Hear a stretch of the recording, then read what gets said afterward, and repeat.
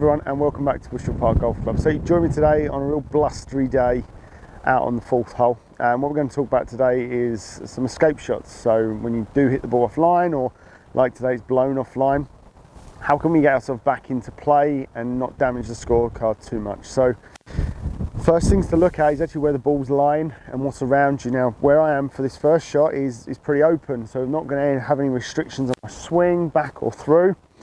Only real restriction I have is this tree and keeping the ball below it to get the distance that I want to get. So I've got the tree to contend with, but I also need to look further down, because as I'm going from here to the fourth green, I have a cluster of trees all the way down this right hand side. So it's all well and good me escaping this first tree, but if it's then going to put me in trouble for the next shot, there's no real point in taking the shot on. You always have about three options when you're playing out of trees, so you can always go sideways, and in this case we've got both left and right. So I could play it back out onto the third, or I could play back out onto my full fairway. We're going to look at the shot under the tree first of all. There is a gap to the left of the green, so I can bail out on the left, or I can try and attack this flag and actually get the ball up and over the second lot of trees. So to do the first bit, I need to get the ball low enough to get under this first branch. Now, yes, we're going to need less loft. So that's the first thing I'm going to take. So where is this distance? 130 yards would normally be a pitching wedge. At the moment I've got an 8-iron in my hands. And I'm also going to have the ball back in my stance. I'm not going to go back foot. We're not looking to just punch this one and run it forward. I need some sort of flight. So we're going back in the stance, and my weight's going to be on that left side as it is for every pitch shot. Now the key thing here really is not to add too much acceleration. So a lot of people struggle with these shots because they feel they have to hit them hard and fast down on the ball, which if you've got less loft in your hands will work. You'll get the ball coming out nicely, really low, but generally it's too low and doesn't quite escape the rough. If you've got the room, I'd rather see a long backswing with a restricted follow through. So I keep the backswing up to about 3/4, and I'm just going to hold the hands forward and restrict that follow through. I'm not trying to accelerate and hit the ball hard. I'm trying to keep the ball low. And when we hit the ball hard, we add spin, and spin's going to give us lift. What we're looking to do here is trying to keep the ball down, to keep the spin down. Okay, so I've got, like I said, an 8-iron. I'm going to put the ball slightly back of centre in my stance, weights on the front foot, and it's going to be a long backswing with restricted follow through.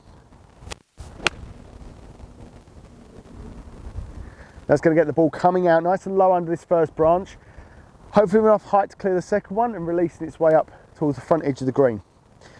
So we're going to take you through a couple of different scenarios of this being the first one. Next one we're going to do, which is a bit more of a restricted backswing or restricted swing because of the tree itself.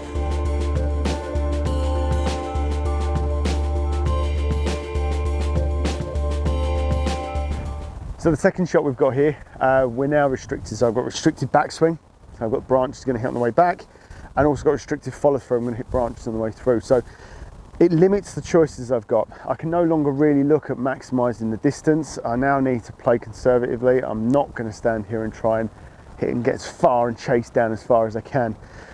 So I have to be cautious with the way I approach this. Not only that, it's actually on the loose ground around the base of the tree as well. So any slight miss is not going to have any real leniency to it. So I need to hit this ball first.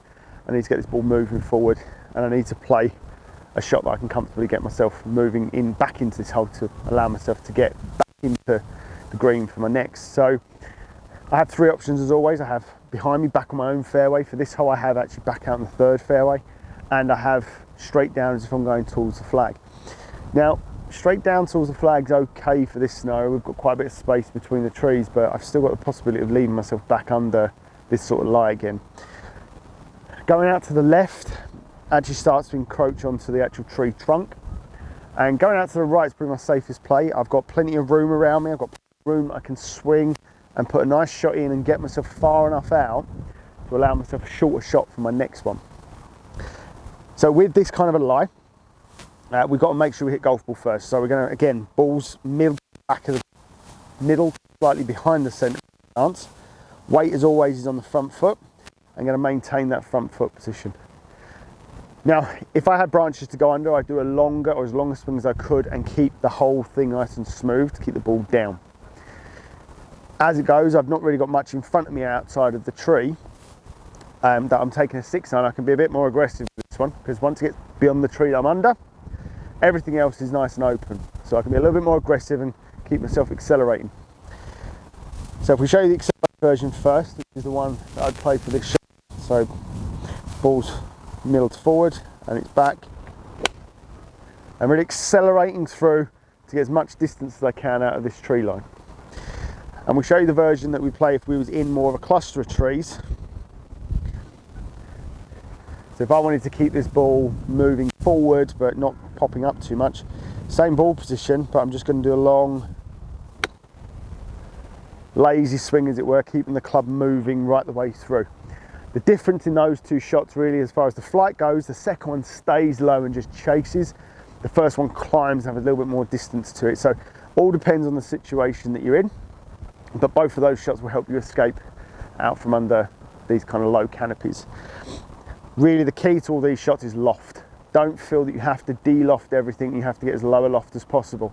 Speed is a big factor into this, and if we just de-loft the club and try to hit it harder, you're not going to get the ball up at all.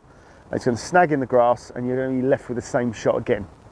We need a little bit of loft, certainly less loft than if we were playing a normal shot from here.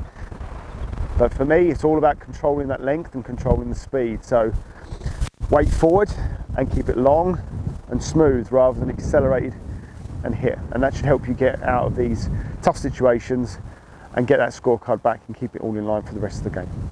And the final shot we're going to look at is not so much in the trees. I've actually hit an okay tee shot down here. It's just run off into the left-hand side rough. And now I have this tree overhanging my approach shot with a bunker in front of me as well. And not a lot of room between the flag and the edge of the green. So not necessarily an escape shot, but certainly a shot that is very easy to come up with, especially on this fourth hole at Bushel Park. So my instincts would be I want to pop the ball up high to get over the bunker, get the ball to stop quickly.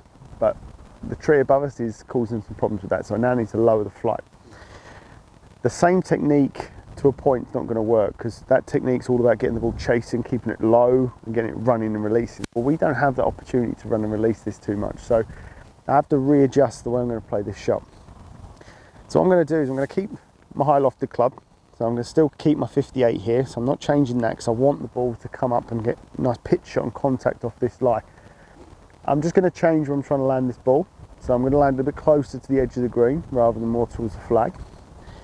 And I'm going to concentrate really on keeping the ball, what feels to me, quite low. So I'm going to try and keep this ball low, so I'm restricting that follow through. So ball forward, weight forward, and we're keeping the follow through with the hands in front, rather than that finesse wedge where the hands are going to overtake. So we're keeping everything forward to keep the ball lower. I'm just going to try and knock this down a little bit to keep it just below the tree line. It's going to release a little bit, not as much because I've got plenty of loft in my hands, but really the aim here is to try and avoid that bunker and give yourself a chance of getting this nice and close to green. So ball's just back from front, just back from the front foot, hands are slightly ahead. I'm going to keep my head, trying to avoid a lot of the tree line and get the ball just rolling out a little bit up towards the flag. Now that one came out a little bit high for me on this one. I've just avoided that low branch on the left hand side, but that's the idea around this shot. Keep the hands forward, keep the ball low, get the ball releasing out. So thanks for watching today's video. If you have any questions or would like to discuss anything that we have in any of our video content, please feel free to email us on the email address below. As always, thanks for watching, happy golfing, and please, if you want to follow some more of our videos and content, like and subscribe to this video and this channel, and we'll see you all on the golf course very soon.